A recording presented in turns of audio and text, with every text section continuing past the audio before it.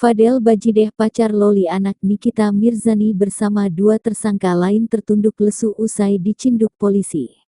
Pacar anak Nikita Mirzani itu ditangkap polisi setelah terlibat kasus dugaan pengeroyokan terhadap anggota TNI bernama Alex Edison di kawasan Pesanggerahan, Jakarta Selatan. Saat melakukan pengeroyokan terhadap Alex Edison, Fadel Bajideh pacar Loli anak Nikita Mirzani bersama Martin dan Bintang.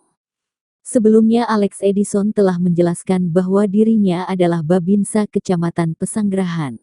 Pelaku sempat menyampaikan kata-kata, "Nggak usah bawa-bawa tentara," padahal korban saat itu menyampaikan bertugas sebagai Babinsa, kata Kepala Satuan Reskrim Polres Metro Jakarta Selatan AKBP Bintoro, Senin tanggal 16 Oktober tahun 2023.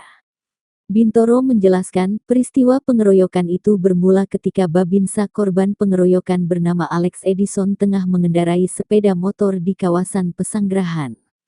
Alex Edison lalu berpapasan dengan satu pelaku bernama Martin. Saat itu Alex Edison menegur Martin lantaran mengendarai sepeda motor secara ugal-ugalan.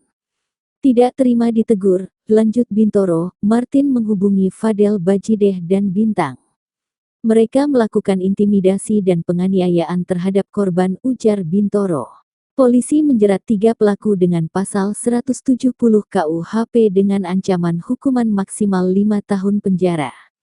3 pelaku tersebut. Di mana kronologis kejadian bermula pada saat korban sedang mengendarai kendaraan bermotor berpapasan dengan pelaku dan tanpa sengaja hampir tertabrak sehingga terjadi pertengkaran mulut dan yang menimbulkan yang bersangkutan mendatangi dari pihak korban tidak sendirian, tetapi yang bersangkutan membawa 2 temannya, jadi berjumlah 3 orang, melakukan intimidasi dan melakukan penganiayaan terhadap korban. Namun yang bersangkutan sempat menyampaikan kata-kata nggak usah bawa-bawa tentara. Padahal memang yang bersangkutan si korban itu menyampaikan bahwa saya ini